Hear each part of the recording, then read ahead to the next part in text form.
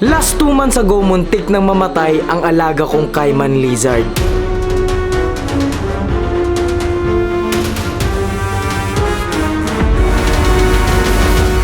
Dahil hindi ko siya naalagaan ng maayos kasi nasa Cebu ako dahil kakapanganak lang ni Jet. So hindi ko siya napakain ng proper diet niya kaya sobrang namayat siya at wala na siyang ganang kumain. Eto siya dati at eto na siya ngayon. Kaya agad-agad ko siyang sinugod sa veterinary para ma-check kung anong sanhi ng pamamayat niya.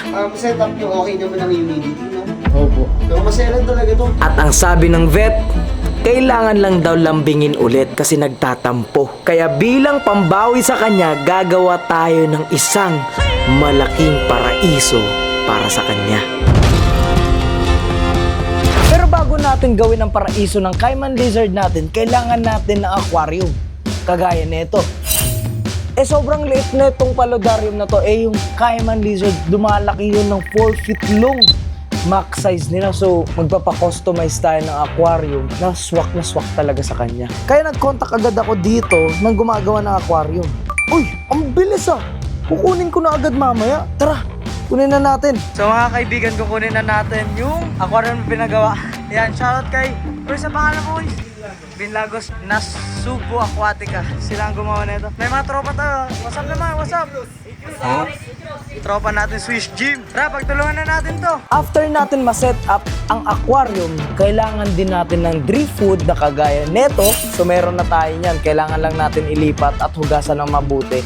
At mga artificial plant para pang design lang. At dahil meron tayong aquarium na nasa baba, lalagyan natin yun ng mga community fish kagaya ng molly at iba't ibang community fish para mapupudripin yung Cayman Lizard natin. Kaya tara, trabahuin na natin na mabuti ang paraiso ng Cayman Lizard natin para makabawi tayo sa kanya. Sa day 1, punesto muna namin yung aquarium at yung dry food na ginamit ko sa birded dragon ko, ilalagay natin dito. At naglagay din ako ng substrate at ang ginamit ko dito is bioactive. So good morning mga kaibigan. Ngayon, ilalagay na natin ang ating mga aquatic plants. Naabutan siya ng actually pang 2 days na pala to guys. So ngayon ilalagay na natin itong mga to. First plant na ilalagay natin. Alright, ilalagay na natin to. Sa day 2, nilagay ko na lahat ng nabili kong aquatic plants para ma-design ng mabuti para sa mga ilalagay nating isda mamaya. Ayan guys, oras na para lagyan ulit ng tubig. Excited ako. Habang nagsasetup ako, nilagay ko muna siya sa temporary enclosure niya. So mga kaibigan, almost done na yung paludarium natin. Tapos ito na lang pump na kailangan natin. Ilalagay natin ito dito. Testing na natin. Uy, gago, pasok boy. Lalagyan na lang yan ng parang puno-puno dyan para magano. Dahil kailangan laging malinis yung tubig niya, nag-setup din ako ng filter para maiwasan yung sakit. Kasi mostly nakukuha nila pag madumi yung tubig. Nagkakaroon sila ng parasite. At yan ang mostly na kinakamatay nila. At nilagay ko na rin yung isda na nabili ko ng mga community fish. At naglagay din ako ng UVB and heat lamp para naman to sa bone niya. Para hindi siya magkaroon ng bone disease. Ngayon mga kaibigan, meron ako mga artificial plant dito at nahugasan na to na maigi. Tapos ilalagay natin dito para ma-design natin na mabuti ang ating paludarium. Wow! Para maging natural living yung Cayman. Dahil ito ang natural habitat ng Cayman Lizard, kailangan natin maglagay ng mga halaman sa background niya. Kaya naglagay tayo ng artificial plants sa loob ng paraiso niya. Ito naman, lalagay natin dito para matago na talaga yung PVC na to. At patuloy pa rin tayo sa pag-setup ng enclosure niya. Nilagyan na rin natin ng artificial moss para mas maganda tignan. At excited na akong matapos to. Sa mga ganitong lugar talaga nabubuhay yung Cayman ba? Oo, so wild. Ito na siya. Wow. Sa mga kaibigan, eto na ang paludarium ng Cayman natin. At bago enclosure niya, sana magustuhan niya at mawala na yung stress niya dahil hindi natin siya naalagaan ng ilang araw, ilang weeks, ilang buwan.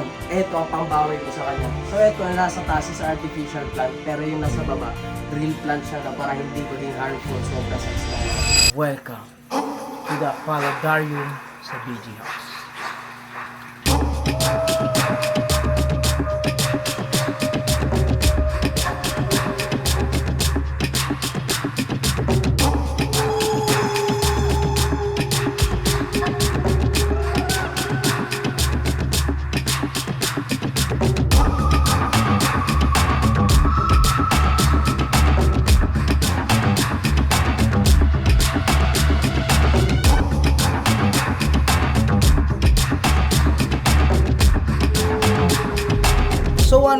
nakalipas mga kaibigan, medyo naging okay na rin talaga siya dahil sa ginawa nating temporary na habitat niya, no?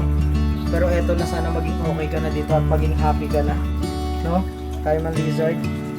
Sa unang araw niya pa lang sa enclosure, naninibago pa talaga siya. Pero habang tumatagal, nagiging komportable na siya at ino-observe ko pa rin yung behavior niya.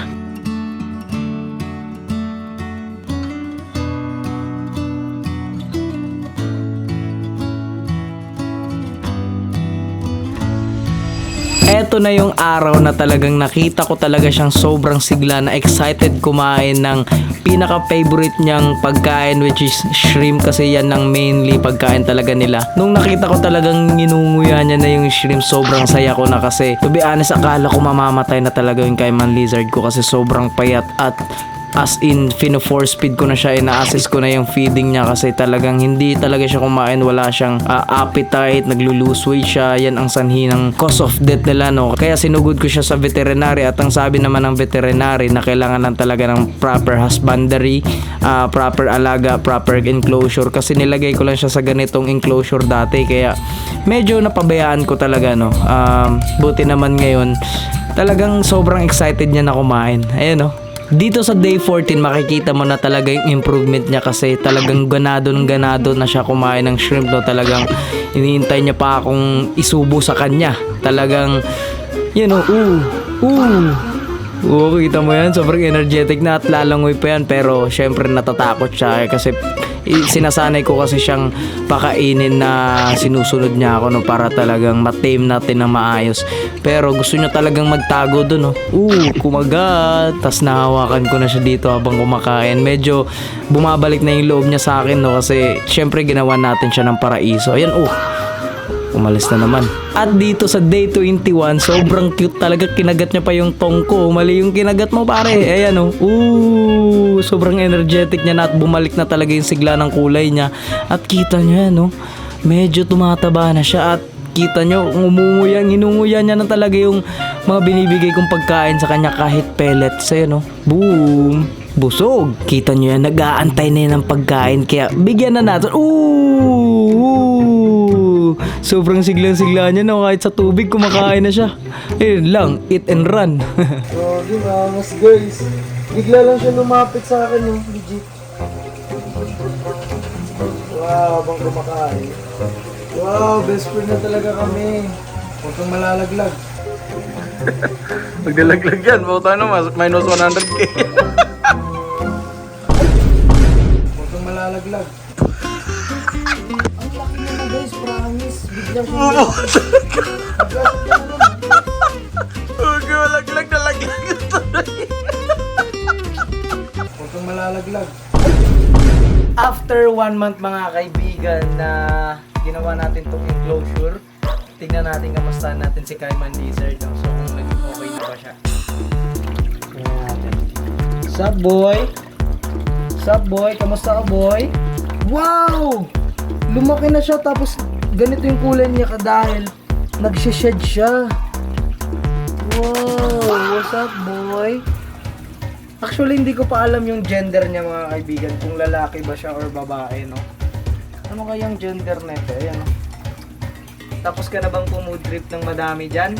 Actually mga kaibigan, sobrang natutuwa ako kasi kumakain na siya ng sobrang daming shrimp. Kaya na umubos ng isang buong shrimp. Dati kasi, bakit ayaw mo ba kumain, ha?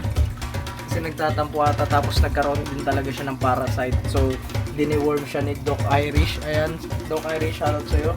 Wow! Wow, sobrang taba niya na compare nung day 1, no? Ayan, no? Wow! Alam kong sobrang enjoy ka dito sa ginawa kong paradise kasi tumaba ka eh. Tumaba ka. No? Pag nakagat ako na ito, sakit na ito. Okay, magpapahinga ka na. Ate, enjoy mo ulit ang iyong paradiso. Wow! Wow! Wow! Yun, no? Panis!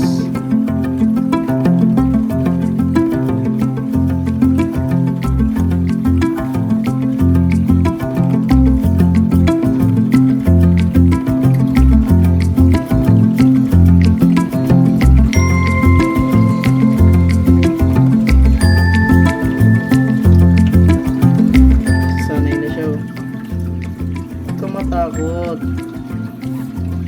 Yan, uwi. Hindi na siya sobrang nangangagat. No, kami, punta ka sa akin. Kami, punta ka sa akin. Wow! Gusto na gusto bang bago mong tahanan na ginawa ko? Enjoy ka talaga, ha? Nagiging tame na siya ulit, oh. Pero talagang defense mechanism niya yung ganito, yung nga. Kasi pag nakagat ka, GG. Di ba? Okay, maraming salamat sa panonood mga kaibigan. Sana nag-enjoy kayo dito at naligtas natin ang ating Cayman Lizard no, kasi muntikan na talagang mamatay yun. So, I'm thankful. Peace out. Subscribe. Comment down below kung gusto nyo pa ng mga ganitong more videos.